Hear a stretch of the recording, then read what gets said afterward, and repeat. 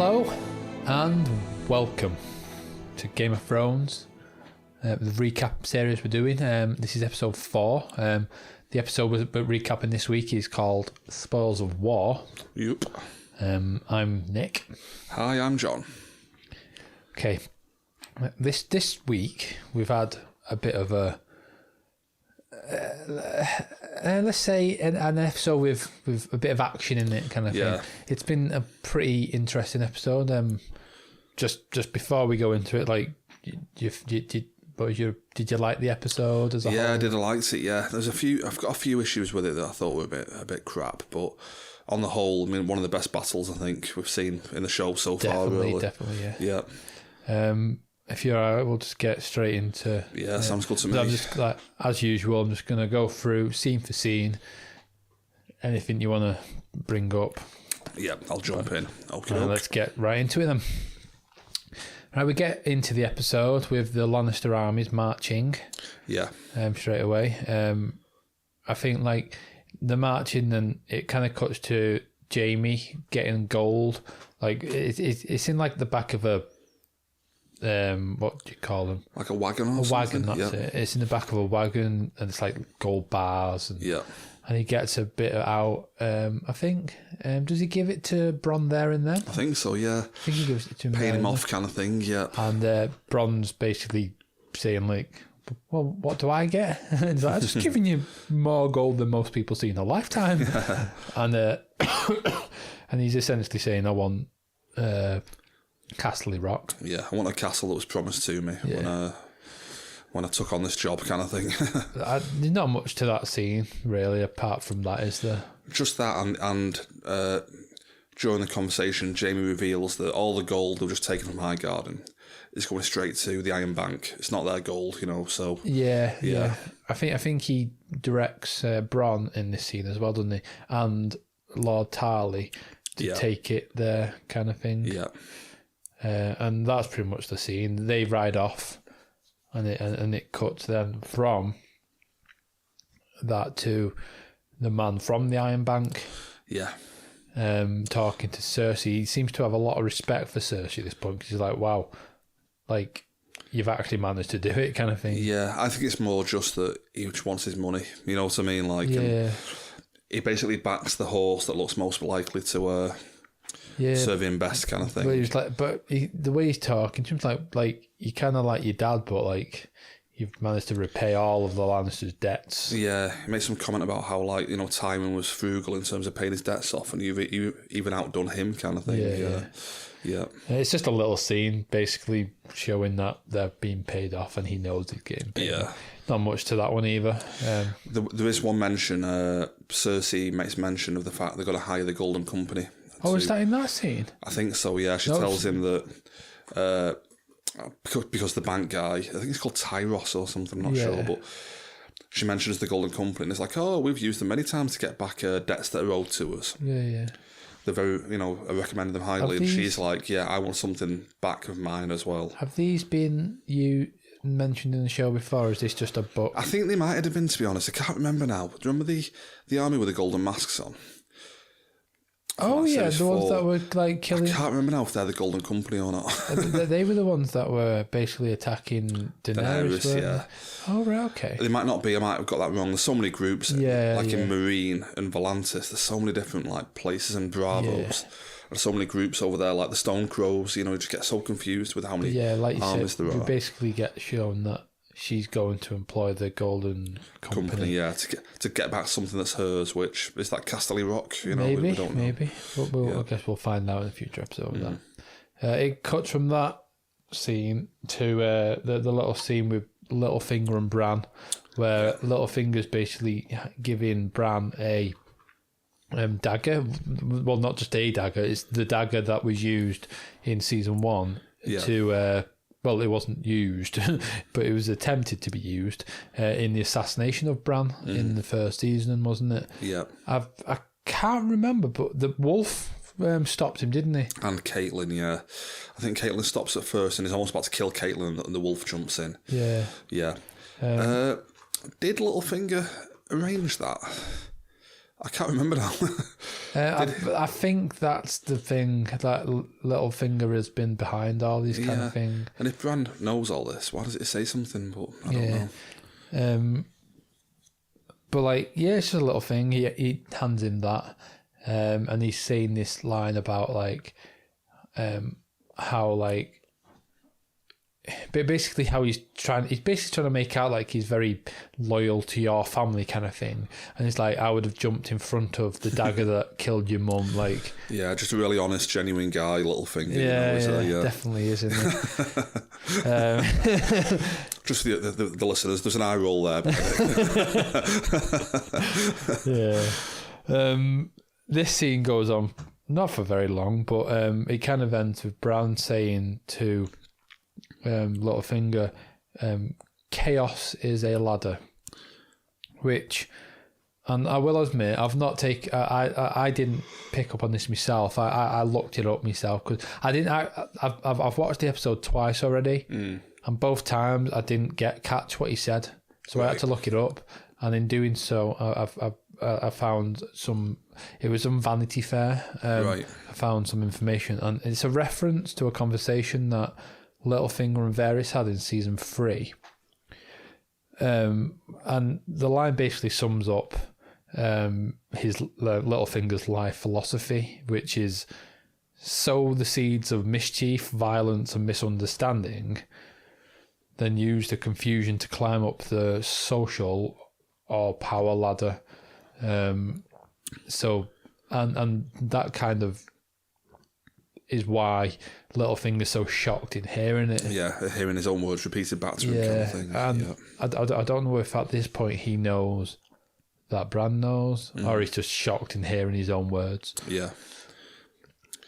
I wonder. Yeah, I don't know whether he's been told yet that Bran has magical powers, but excuse me, I imagine he wouldn't believe it anyway. But when you have evidence like that, he'll be thinking, like, hold on it. Is there something to this kind of thing? That happens. He's a bit shocked. I can't remember her name, but the one that's been accompanying. Oh yeah, Bran. Mira Reed, I think that it is. Mira. Yep. She comes into the room. Littlefinger stands up and like, right, I'm off, kind of thing. Yeah. And there's a little interaction where like she's saying, "Oh, I'm off," kind of thing, and he's like, Bran just basically says bye. And she's like, "Hang on, my brother died for you." Yeah. I nearly died. Hodor died for you. Yeah. And Summer. Yeah. Died for you. Is it Summer? His one. His wolf. I can't remember, to be honest. But and she's almost in tears, saying like what the fuck, just bye. And I think he said, "Oh, thank you," and she's like, it's like, Bran, what the fuck, essentially. and his response to that is, I'm not really anymore. I'm not Bran really anymore. I remember what it was like to be Bran, but I'm not anymore. So we basically find out that it's not Bran anymore. It's I don't know what it is. It's the three-eyed raven, I guess. She says, Bran died in that cave, I guess, or something like that. Yeah. And to me, this, like, going back to last episode where he basically said to Sansa, "You looked beautiful while getting raped." That to me kind of explains why he was so cold about it, kind of thing. But yeah, that's about that scene. I think that's it. Just kind of cuts from that conversation. Yeah. To Arya on horseback, approaching Winterfell. Yeah. She arrives at Winterfell on foot. Don't know what happened to a horse at all. But she arrives on foot at Winterfell, and she's greeted by two of the most stupidest guards I've ever seen in my life. Yeah. And like she arrives, and they're both like, "Oh, you best fuck off." And she's like, "I am Arya. I live here." It's like, yeah, fuck off. Yeah. She gets told to fuck off about 5 times, doesn't she? Does. and I think the way she gets in, she's like, right, I'm either lying about being Arya Stark, and in which case you're not going to last long anyway, or I'm not lying, and Sansa's gonna be pissed if she finds out you've not let me in. Yeah. And so he kind of comes in.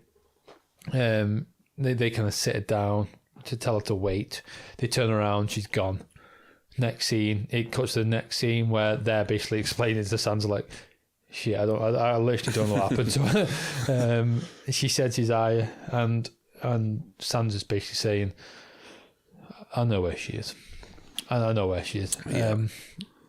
Which again cuts to the next scene, which is Sansa going down to the dungeon. Down to the underground dungeon area, yeah. Where all the statues are of all the tombs. Sorry, the tombs, that's the one.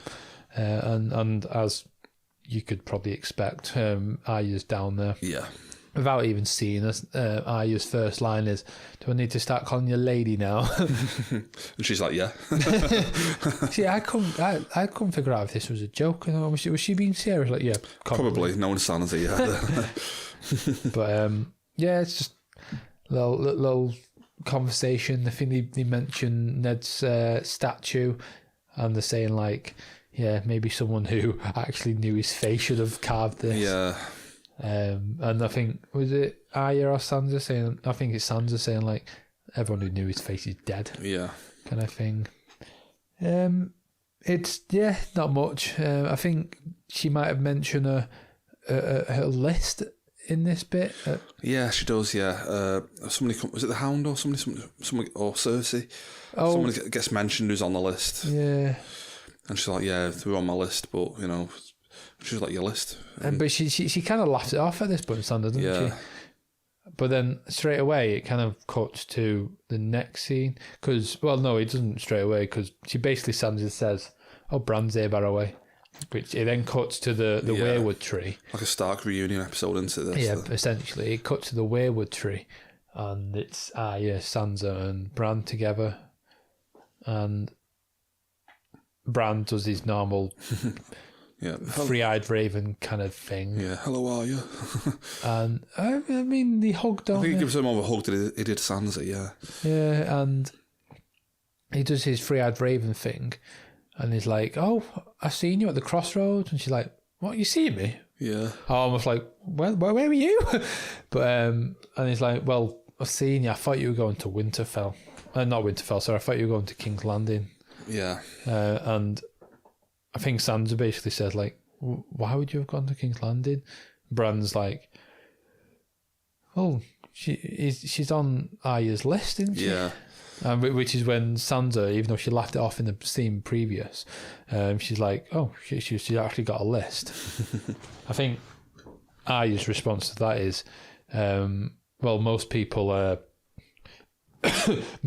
my list are dead already. Dead by now, yeah. So, I mean, I don't know how I'd take that if I was Sansa. Like, have you killed them all, or have they just died beforehand?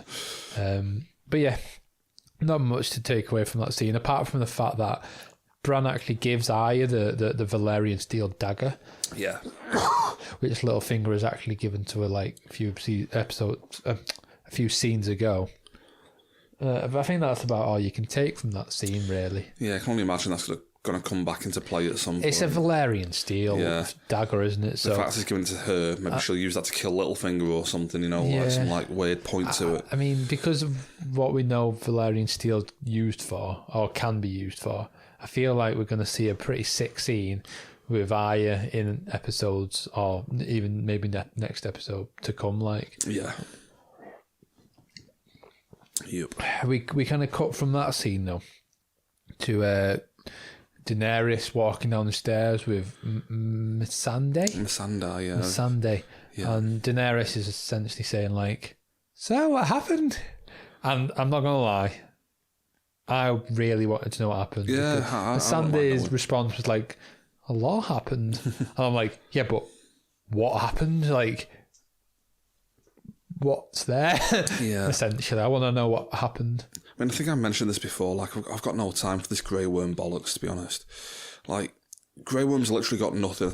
He'll have no desire for anything. You know what I mean? Like, that's the whole point of doing it. Like, you know, why they're doing this whole... Well, I know why they're doing it. It's for a TV show, isn't it? But do you know what I mean? I'm just not interested at all in Grey Worm. Yeah, like, I know what you mean. Yeah. But I'm not going to lie, I still wanted to know what... Yeah, I'm still interested to know the two of them. Yeah, exactly. What does he get up to? Like, because if he's got nothing, how does he get up how does anything work? Like, yeah. But whatever. That was just a short conversation, which basically leads Daenerys down to Jon Snow, where he basically wants, he's trying to show. Well, he says to Daenerys, "I want to show you something before we start chopping away at it," kind of thing. So he takes Daenerys and Missandei into the caves, where he shows her the dragon glass. Which it's hard to see because it was quite dark in there as it was, and I feel like the dragon glass was a dark colour, and it was like a black shimmering glass colour, wasn't it? And basically shows them that, and she's I don't know, she doesn't seem that blown away by it, to be honest. Yeah, but I mean, I've got to admit, I wasn't that blown away either. I mean, these cave paintings are pretty amateur.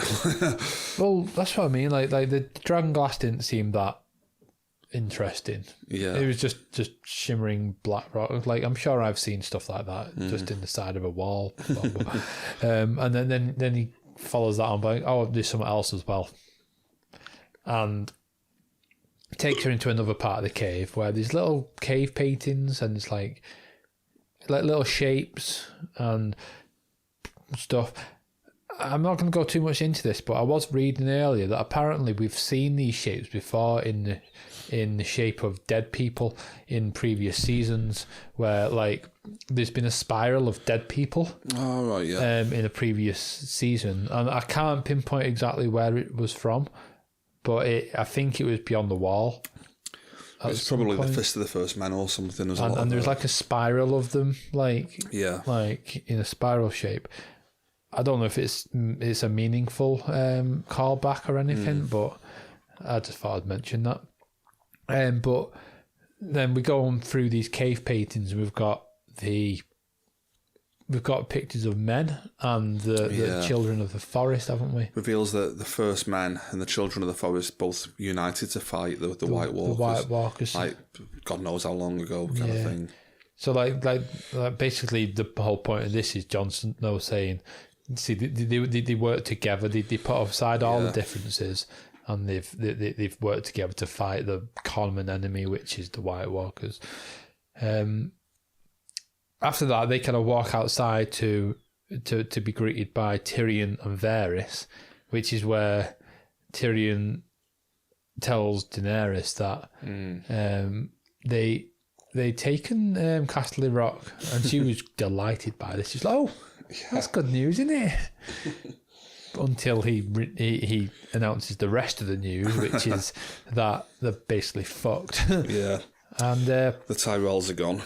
Yeah, she already knew that the Dornish people were gone. So. Basically, now she knows that everyone's dead. Yeah, like all her armies have been either trapped or killed, and it kind of, I think it then cuts to. Well, again, in that bit, I mean, I'm a bit bored of Jon Snow and like Tyrion, but she asks his counsel, saying like, "What would you do?" Because she wants to go and just like launch an attack. But Tyrion's saying, no, keep up the siege. That's the best idea. You want to rule not by killing people, by winning over the people. Yeah. And she asks Jon Snow what she should do, and he's just as boring as Tyrion is like, you don't want to rule by killing people and all that stuff. If you burn people with those dragons. I mean, we'll find out in a future scene, but that doesn't seem to have. Thank God she didn't listen to them too. Yeah, but she seems to be listening more to Lady Olenna. Is it Lady Olenna? Yeah. Like from a previous episode where she was like, just do your own. Don't be a sheep, be a dragon, or whatever it was. Like, yeah. And after that, it cuts straight from that to it's Podrick and Brienne like training. Yeah. Right up until Arya walks in, and. I think Brienne's in the process of telling, like, he's basically giving Podrick a lesson, and she walks in and says, and don't fight someone like that in the first place. Yeah. Kind of thing. And then after, they basically what happens is Brienne and Arya start. But I love the bit at the start as well. She's saying like, I want you to train me, and she's like, oh, I'll get the man at arms to train you. And she's like, no, you defeated the Hound. You're training me. Yeah. Yeah, I quite like that. and I'm not gonna lie, I quite enjoyed this little fight scene between. I say fight scene, training scene. Let's say spar. Yeah, spar. A little spar, yeah. Between Brienne and I mean, I've got to admit, this is my favourite scene in the episode. This bit. Yeah. I mean, it calls back to Series 1 again, when she was being trained by Syrio Forel. The way she was fighting with the sword behind her back, it's just Syrio Forel with that wooden stick. Do you remember that at all? Yeah, I do, yeah. The episode of The Pointy End. That's an amazing episode. And yeah, it just shows what she's learned. She's become Syrio Forel, basically, from Series 1. Yeah. I mean, I don't know if it's just me, but I don't remember there being so many callbacks in previous seasons. I feel like this season's one big callback. It's basically like reminding us of everything that's happened in the past. I don't know what the reasoning for this is. I think the reason is that all the Starks are back together again now, so it's all flashing back to when the last time they met, stuff like that. We're going to get onto it, but Jon Snow meets Theon. So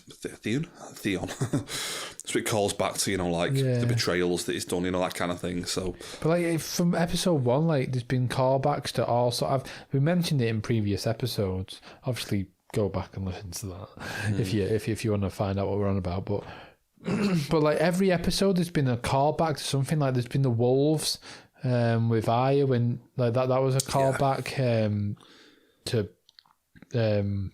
Basically, Arya saying that she's not going to be the lady that she's supposed to be. But yeah, there's been callbacks in every episode so far. I don't know if this season's, like you say, it's just a big okay, everyone's back together now. We need to be ready though for the. Yeah, I think so. Just the fact that everyone's meeting each other again for the first time since Series 1, just it's all been flooding back to them, kind of thing. That stuff. But there's this awesome little spar between the two of them. Yeah. Brienne at one point seems to get a little bit carried away, don't you think? Yeah, plants a foot in Arya's chest. Yeah, and she falls over. You mentioned earlier yourself. I'm not well versed on how they film stuff, but you mentioned yourself that the way they filmed it, it's as if God, I said her name earlier. Can't remember. Maisie Williams has done it all herself. I think. I mean, I could be totally wrong on this. I'm not looked into it, but it looked to me like she was doing a lot of the swordplay herself. That's amazing if she was And definitely the one bit where it's not a perfect the flip from your back when you're on the floor. The kip up. Is that what it's called? You can do that with good form, and you would literally flip from your back onto your 2 feet. Yeah. She kind of does a bit of a halfway house version of it, where she rolls onto a side and flips onto 1 foot kind of thing. But I think that shows that she's doing it, you know what I mean? They're like, okay, you can't do the full thing, but just do your best kind of thing. Yeah. But they have this little duel anyway. Like you say, she gets carried away, Brienne, a bit. But while this is happening, Sansa and Littlefinger are watching on from the thing up above. Yeah. Sansa, she kind of walks off, almost she's a bit in a mood, because by the looks of it, she's not that happy about the fact that she's got a sick little sister that's epic with a sword. Well, I mean, we've spoken about this in work. My first thoughts after watching it were she might be a bit jealous that Arya's this amazing killer dude, and Bran has become this powerful mystic guy, and she's just Sansa. She's just the person that got sold to person after person, got raped. She's good at getting raped, basically. That's her power. But after reading reviews today on the Telegraph and the Guardian, their angle they're going with, she's more sickened by the fact that Arya's become this I think they called her a dead-eyed killbot. That was the exact word. But she's more it's not a sister anymore, you know what I mean? She's just this driven by revenge kind of. So like Cersei, basically. And Bran's obviously not a brother anymore. Yeah, Bran has gone on. So all of her relatives. I'm not sure about Jon Snow. He might be the one person that's still true to himself. If anything, he's probably become more like Jon Snow than he was before. But but like her true siblings that are remaining are like not even who they were. Exactly. Yeah, I think she's a bit remorseful that they've changed so much that they're not the same people anymore. Yeah, maybe that makes sense. To be fair. But Littlefinger, we're going to go on to this. No, go on. Littlefinger has a little glint in his eye watching Arya fight, as if like, an opportunity, you know, like. Is it an opportunity, or I don't know, or is it the little like, oh crap? Oh no, I think he had a little smile at the end, of thinking like, how can I use this? You know what I mean? He's always one step ahead of the game, isn't he? You know, fight every battle at every point in your head. I mean, he is. I mean, last episode of our podcast, you mentioned that you thought he might die this episode. Yeah, I mean, I don't know why Bran is playing it close to the chest, you know, if he knows everything. Well, maybe he's waiting for Jon Snow to get back. Maybe, but like, if he isn't even Bran anymore, as he's stating, then why would it be in his interest to fob him in, like? Well, you can't trust him, can you? I mean, he mentioned the chaos is a ladder thing, you know. I know, but if he's seeing everything that has happened, is happening, and will happen, maybe Littlefinger still has a part to play in this. Maybe. He's just making sure everything happens in the way it's supposed to. I don't know, because. And you know what that reminds me of? The way you worded it then. It's Lord of the Rings, when Gollum is following them in the Fellowship, and Frodo and Sam are like, why don't we just stop now and get rid of this Joker straight away? Yeah. And Gandalf's like, let's not be too hasty. I feel like he's going to have a big part to play in the upcoming story. Could just be a Gandalf thing. Yeah. I mean, I've said it to you in the past, and I'll say it again. I am convinced that this is. I'm like, there's so many similarities between the two that I'm almost convinced that George R. R. Martin. George R. R. Martin has literally written the same story, but he's done it from like almost a different point. Someone else's way of saying it. Yeah. You know what I mean? Like, I'm almost convinced that that's the way that's what Game of Thrones is. It's Game of Thrones from someone else's point of view. Tolkien's version is from Frodo's point of view or something. Yeah. This is from like the king and the queen's point of views, where actual deaths are happening. Because I've seen so many similar, even later on in the episode, there's like certain things which I'm like, this is just too similar to Lord of the Rings. Yeah. I mean, I totally know what you mean, but for me, that's fantasy for me. Like, a lot of it just is so derivative of each other, you know what I mean? Like, they just rip each other off constantly. Yeah, you're probably right, but like even to the point of, I know you don't agree with it, but I've said to you before that for me, Star Wars is just Lord of the Rings. Like, Obi-Wan's Gandalf, Luke's Frodo, you know what I mean? Like, you can literally, Aragorn's Han Solo, you can literally one-to-one, like, kind of relate it back to it. Yeah, I get what you're saying too. Yeah, so I think a lot of fantasy does rip each other off, you know what I mean? Like, for me, though, with this, though, it's the fact that they've almost made a point of, like, copying Lord of the Rings scenes. Well, we mentioned that the crossbow, I mean, that's way too close. That's far too much like The Hobbit. Yeah. Then like, in previous seasons, I think there's, like, the Battle of Blackgate. It's very reminiscent of the Battle of Helm's Deep, and there's just certain lines that people are saying which are just exactly the same. I'm probably getting far too into this because it's literally not even. It's never going to come out that it's just Lord of the Rings from someone else's point of view, but no, it's all good. This is all warm up for our Lord of the Rings Christmas premium podcast coming Christmas 2017. Oh, will be happening, by the way. Yeah, so we'll check back in for that. I will be hosting this one too because I have a lot to say about Lord of the Rings. But let's get off the subject of Lord of the Rings because I feel like I've been on it for just a beat too long. Doing the Lynch there. Where were we up to? So that little not battle. What did we call it? A spa session. A little spa session happened. It cuts then from the spa session to Theon and the Greyjoys coming to the Dragonstone, like basically on a little boat. They are greeted instantly by Jon Snow and Lord Davos is with them. Yeah. And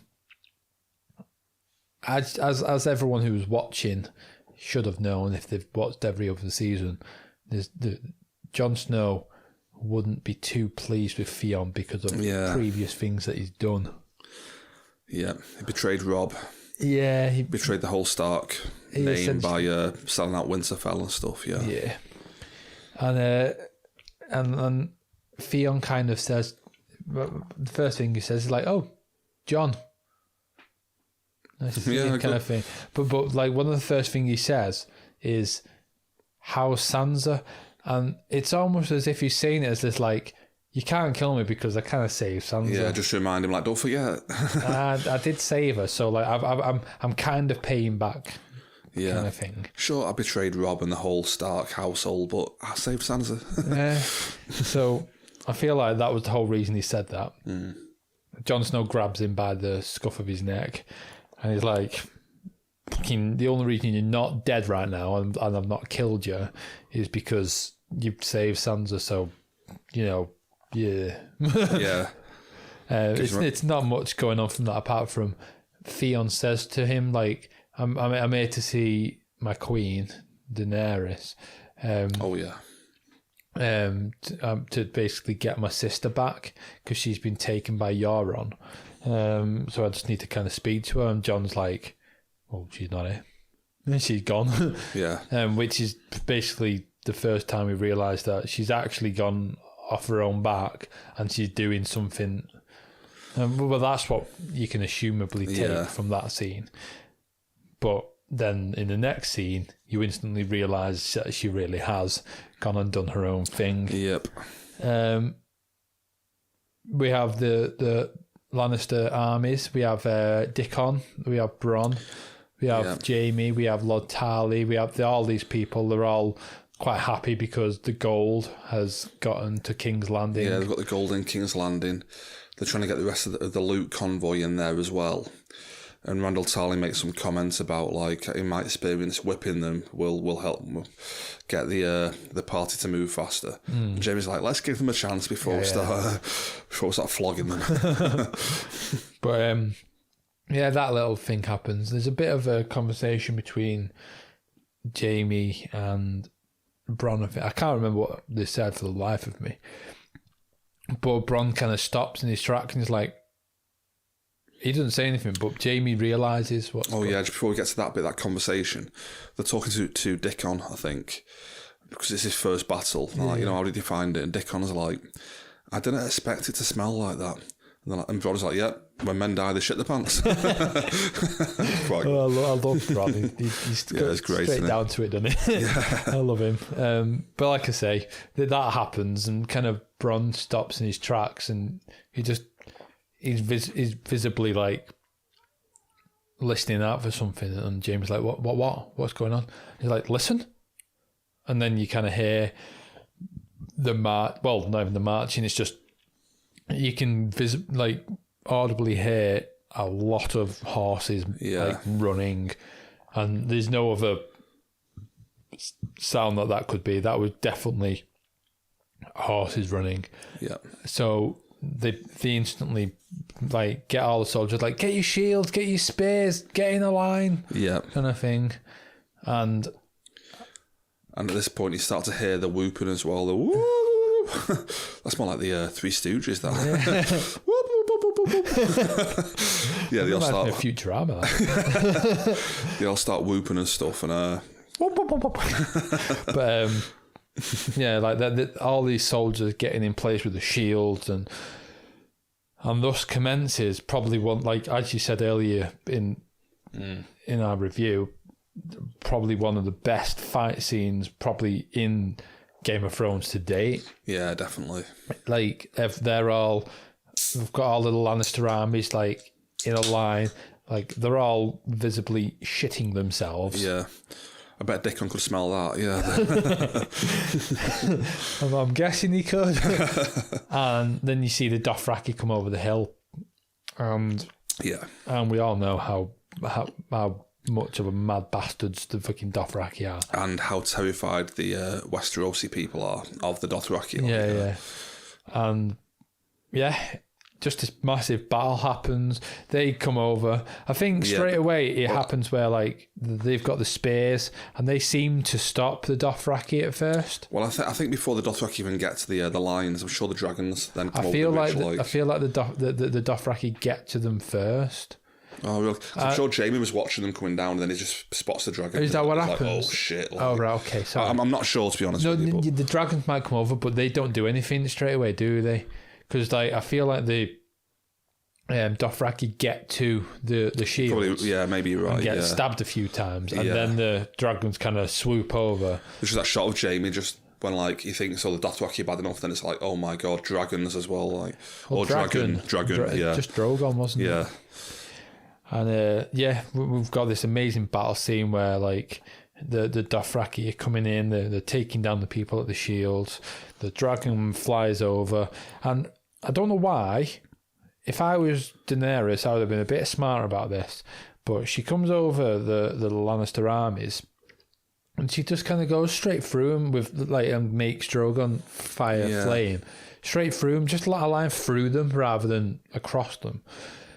And I'm like, right, you've got 4 people there. Well done. You've got 4 people out of the army burnt.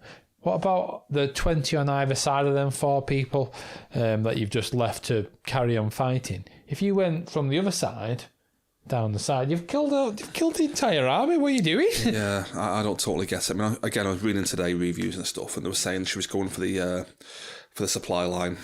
It's like a military tactic to take out this. But I mean, I feel like that's not the kind of battle this was. It's like you're doing this to make a point, not to cut off the supply line. Like you mentioned, they were literally lined up in a line. Literally lined up for you, just go down the line, burn them all. Right, she could quite easily go for the suppliers, but the first flying, she could have killed pretty much every single member of their army before just killing them anyway. Like I say, you go for a supply line when you're trying to cut off like supplies to the enemy.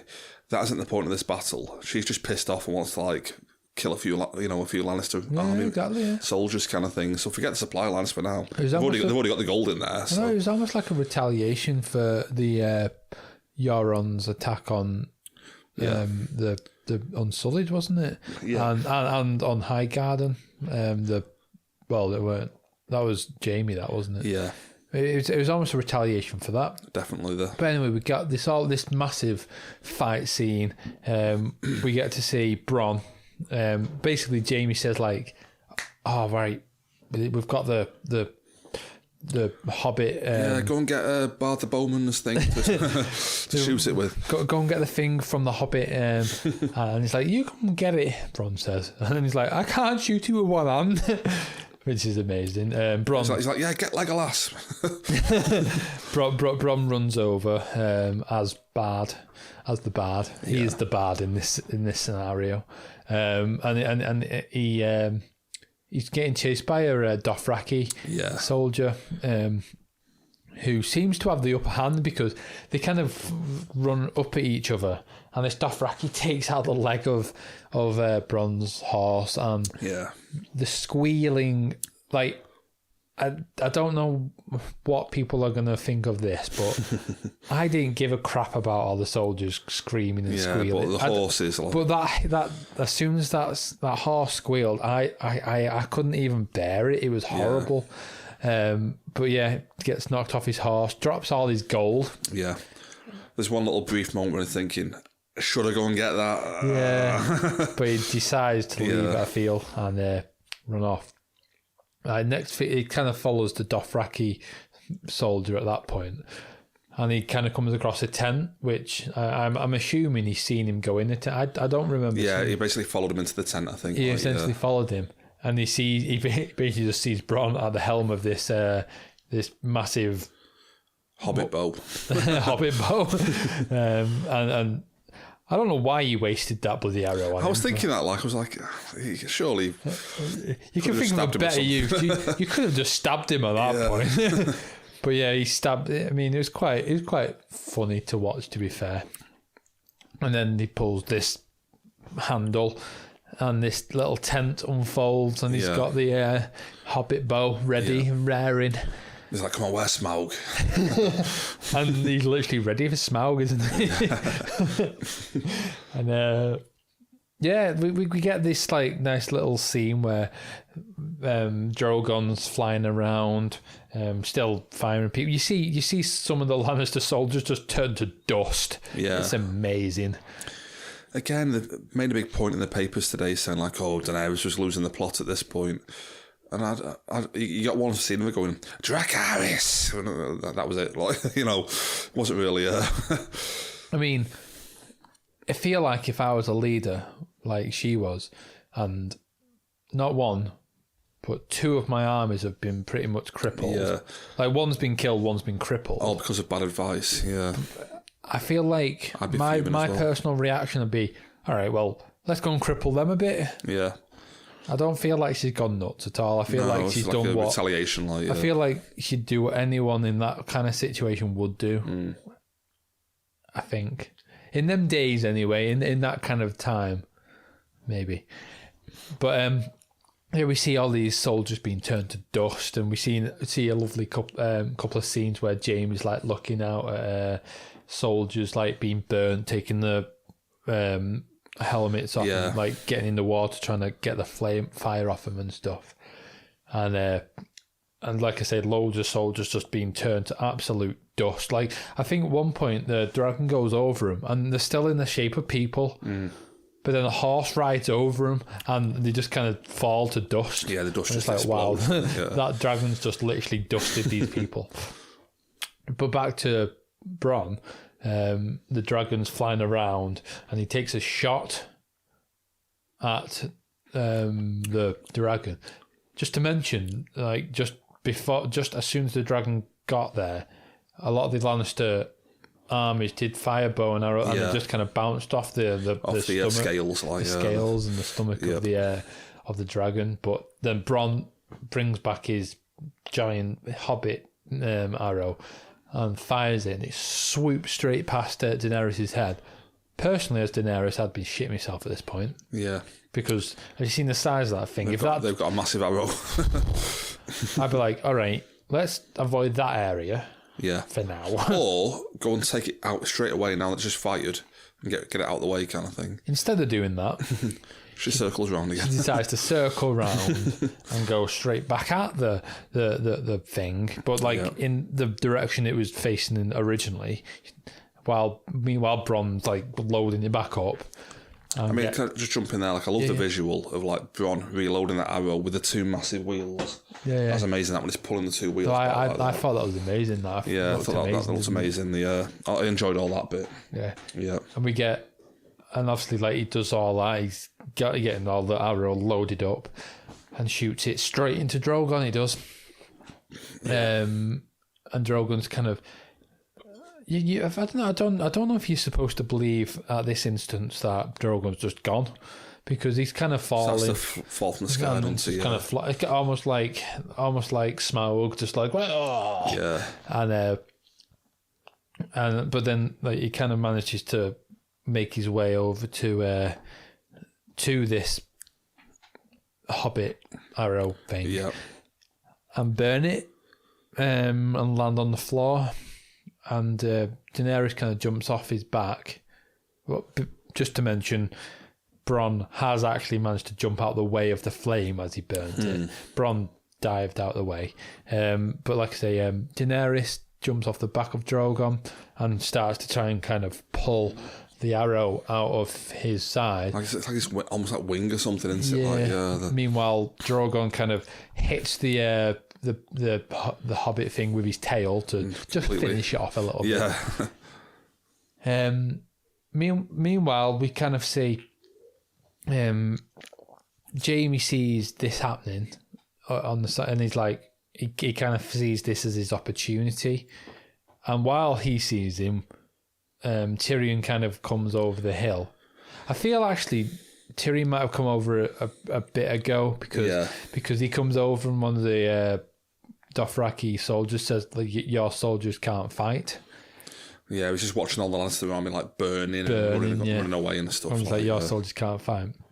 But in this scene, anyway. Well, again, Tyrion looks regretful at that point. He's like, oh God, like. Well, he never wanted this. He never wanted the soldier to die. He wanted her to do it peacefully, almost, didn't he? But his tactics were just wasn't working at all. He didn't account for Cersei, how aggressive she would be. Exactly. But going back to that scene, Jaime sees Cersei like almost vulnerable at this point because she's off the dragon and she's just kind of trying to pull the arrow out of him. While Jaime's doing this, Tyrion's on the hill, like saying, "What does he say? Flee, you fool," or something? I think it was something like, well, I can see Jaime's thinking about it. You can see him. Jaime's thinking. He spots a spear, and Jaime's like, "I've got a chance here. Should I go for it?" And Tyrion's like, "No, flee, you fucking idiot!" Like, just going back to the whole Lord of the Ring things. Yep. Fly, you fools. That's exactly the line that Gandalf said in the Fellowship of the Ring. Just want to throw that out there. Yeah. Flee, you fool, yeah. So fairies coming through here. Yeah. I'll tell you what, I'd love to see Gandalf call Frodo a fucking idiot. Flee, you fucking idiot. It's just from a different point of view. Just a different point of view, I'm telling you. So Jaime, like, obviously can't hear Tyrion telling him to fuck off and flee. Yeah. And Jaime runs at the spear, grabs it, and starts to try and throw it at kind of Daenerys. I got the impression he was almost going to just impale her with it. He was going to literally just run into her. Oh, is that what it was? Sorry. Like, it must have been a suicide mission because he would have known that even if he'd have killed her, the dragon's right there. You know what I mean? Like But all the while when that's going on, he's going towards her, and Tyrion's going, "You fucking idiot!" Yeah. And he gets quite close to her. Daenerys kind of turns around. The dragon kind of notices as well, and you see a big face shot of the dragon, just like, "Excuse me, what the fuck are you doing?" No, just photo bombs kind of thing. Essentially, yeah. And just as the dragon's about to breathe fire and just absolutely melt him, an unknown character. We didn't see his face. I mean, I instantly thought it was Bronn. I don't know why. I thought it was Bronn straight away. Well, can I confirm who it is? Or this is from reading the script. You actually know who it was? Yeah. I mean, is this legal? It's legal. This is a leak. This is illegal. It was on like the Telegraph. Was it? They reported it like. It was actually on the Telegraph. Yeah. If it was. They reported it after the episode aired. If it was reported on the Telegraph, then please confirm because I am very curious. They said this is all after the episode aired. They said like comparing it to the script that was leaked. It's Bronn. It is Bronn. Yeah. See, like I say, as soon as I seen it, I instantly thought it was Bronn. But upon reading like certain like news stories. Like after watching it, I realised that people were debating that whether it was Bronn or Dickon, and I was like, I just instantly thought it was Bronn. But anyway, Bronn, as we now know, he basically dove, knocked Jaime out the way into this little puddle, into Loch Ness. Yeah. This little puddle, which turned out to be Loch Ness, and it was the deepest thing ever. 100 feet deep.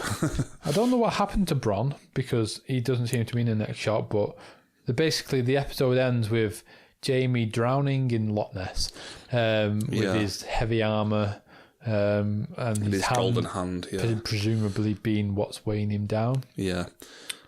I mean, he's not dead, is he? He's not going to be dead. I mean... I think this is, again, Lord of the Rings we mentioned. There's a whole thing in the Two Towers where Aragorn, you're having a big fight with the is it wargs they're called? Yeah. Is that right? Because they're called wargs in Game of Thrones as well. That's what the dogs are called. Yeah. And they get Aragorn gets knocked over the cliff conveniently into water, gets washed away. And they think he's dead, but he's actually just been washed back to safety. I mean, just going, like, I also read a news story about the script. Right. And this was on Unilad. It's not as up street as high street as the Telegraph or the Guardian. This is a bit more common. It's for us common folk, not like you, John. But this is they were talking about the script at the end. And apparently the original script had Jaime floating at the top of the water while a lot of the Lannister soldiers floated to the bottom. Yeah. Well, not floated, sank to the bottom. So, which indicates that Jamie was never meant to die at that point. This was mentioned on the Telegraph as well. It confirmed that Bronn was the one who saved him. And like you mentioned, he was getting washed away and he could see all the Lannister soldiers dying at the bottom of the water. Yeah. I think they'll open the next episode with that, basically. Yeah. Yeah. Well, that's fair enough, isn't it? But that's basically how the episode ends, though. I don't like the whole thing of talking about Lord of the Rings again. How many times in Lord of the Rings did they try and convince us that Frodo's dead? I think about 1 million times, and like Jamie's not dead. You know what I mean? He's not dead. Yeah. We like. I don't think anyone watching that was like, "Oh my god, is he dead?" I don't think anyone instantly. Well, they do the thing of when it cuts to credits, it's silence. Oh, it's so shocking. It's like, no, he's not dead. Like, play some music. I mean, that was what episode 4. That episode 4, yeah. We know nothing. Like, it was pretty shocking, that end scene. Like, all those people burning. It was amazing. But we've still got season 5 next, and it's going to be season 6 where it kicks off, isn't it? Well, see, I'm not as convinced as you are that it will kick off this season. I think. But, like, staying to Game of Thrones, like, true to Game of Thrones fashion. So was the penultimate episode where it kicks off. It's the second to last episode, isn't it? I've told you before, I'm sure I've mentioned it on the podcast, my theory is that I don't think any major character will die this series. Season, sorry. I'm still convinced that Cersei will die. I'm pretty confident.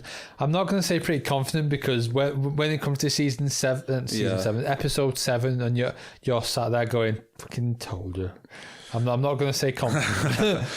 Well, this is my one prediction that I'm kind of running out of predictions now, but this is my one left. I've mentioned it before, like in episode 1, I think. Either the penultimate episode or episode 7, there'll be just a big meeting of Jon Snow, Cersei, Jaime, Daenerys. I can't imagine Cersei and Daenerys being being willing to be in the same room like that. But I think something will happen. Like there'll be some big event where no one can ignore the fact that the White Walkers are there anymore. And they'll all meet up and join together, kind of thing. Like we've seen Jon Snow, not Jon Snow. What am I on about? We've seen Jaime falling down here. I feel as though like he's going to be captured by Daenerys, and I think someone told me this theory today, and it kind of rings true of what I kind of assume is going to happen.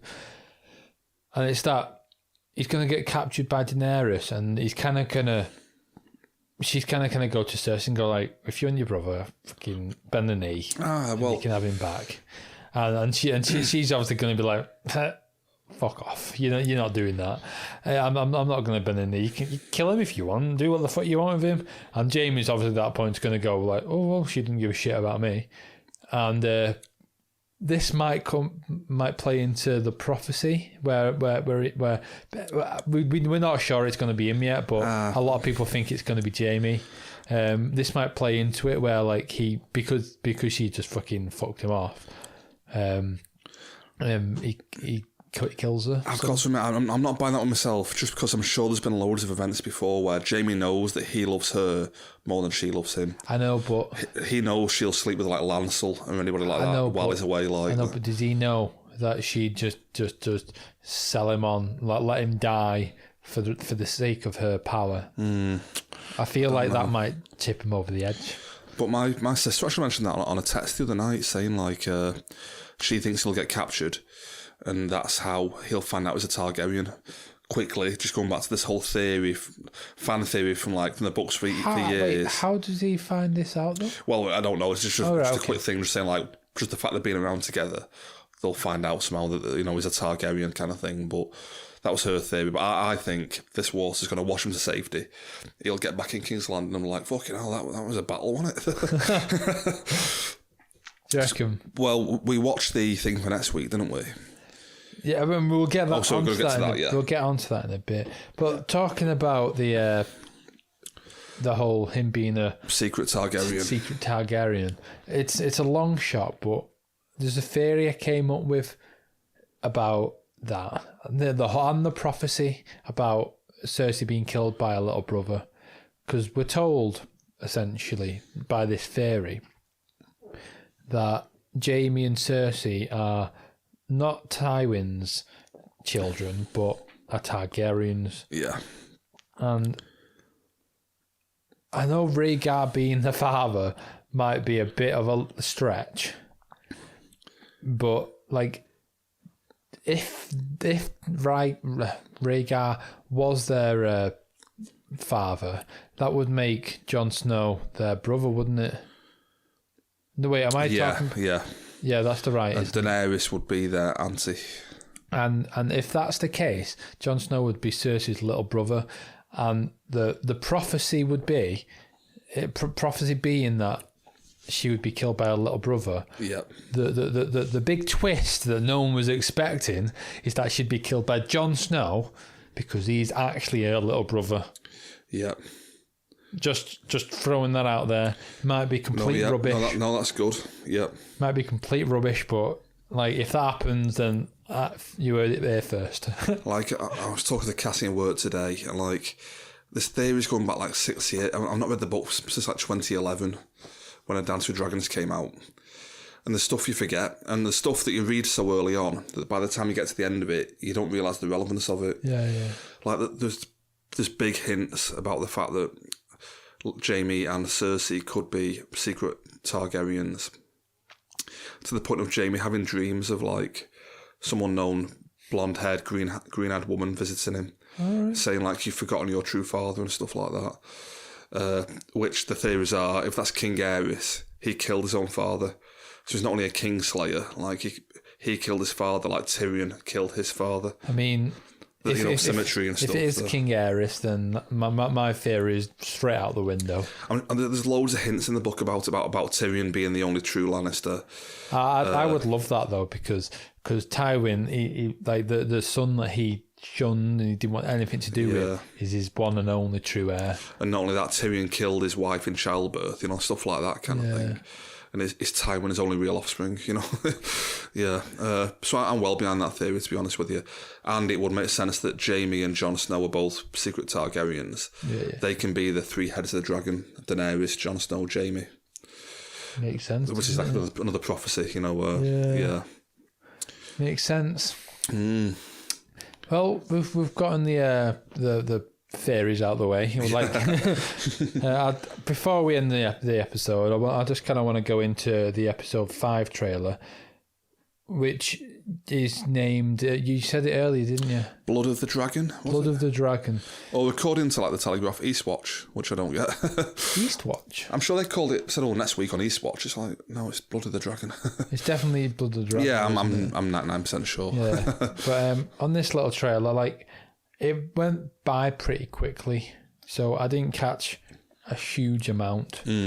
But we've got Daenerys demanding, people. We didn't see the people, we just seen Daenerys, but we've seen her demanding they basically bend the knee. She's obsessed with people bending the knee. Yeah, it's like a get over it kind of thing. One little quick prediction for that, I think she'll be executing people left, right and centre. And it'll reinforce the whole thing of they'll think she's the Mad Queen. The way she treats them kind of thing. But she's basically saying bend the knee or you'll die. Which kind of either by fire or she'll hang them or something like I say, it went by pretty quickly. I seen that Cersei's essentially saying she's ready for whatever comes away. I think she was talking to the Maester. Whatever his bloody name Guy is. Byrne, yeah. That'll be the Golden Company. Turn up at King's Landing a bit. And the only other thing I noticed from the trailer is that Jon Snow is seemingly back at Winterfell because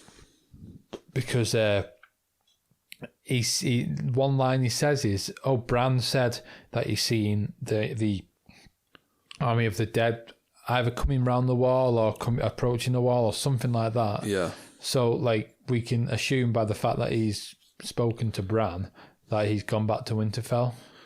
Yeah. Which I don't know if he's actually going to be reunited with Arya and Sansa and Bran and all that. I mean, we know he's been reunited with Bran by this because he's spoken mentioned to him, yeah. But if they're all going to have one big happy family reunion, who knows? And there's one other shot. I'm sure it's Jon Snow at Dragonstone with a dragon landing and snarling at him. Yeah. That was Jon Snow, wasn't it? Maybe. I mean, it might play into what you're saying, where he might be a head of the dragon. Or maybe that's how he got to Winterfell so quickly. He might maybe can land a dragon or something. He rode the dragon up there. Yeah, because he's the one that's supposed to be riding it. Maybe. Who knows? Yep. That'd be pretty good. But yeah, there's not much more I've got to say about that. I just want to, before we go into before we go into social media and all that, I'd like to hear your rating of the episode. I'll go 4.5 out of 5 for this one. I'm also going for that. So far I've given every episode a 4 out of 5. I think I have as well, yeah. But this for me is the best of the 4 that we've seen. Yeah. So I'm upping it to 4.5. I'm hoping in the next 3 episodes we're gonna get a 5 out of 5 episode. I'm pretty confident we are.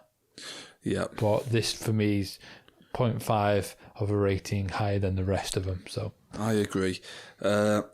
For me, the only thing that's dragging it down a little bit, those cave paintings, just God, I literally could have done better myself. I think with those cave paintings, and I've got a bit of an issue with all the battles in Game of Thrones. They're all great and stuff, but there's an element of cheapness about them that I can't shake at times. Like, just the way it's shot. Like, I don't know, I can't put my finger on it, but there's just something about it where, like, I don't know. Do you know what I mean at all? I kind of know what you're saying. Things get really blurry at points and stuff, and there's a bit in the Battle of the Bastards where they all just get crammed into a big thing, and the camera's shaking about, and I'm just thinking, it's like, just hold the camera still. Like, do you know what I mean? I actually do know what you're on about. Yeah. There's a little element of it's great. I'm not saying it's not great, but there's a little element of cheapness there that I prefer not to be there, kind of thing. Yeah. But yeah, loved it.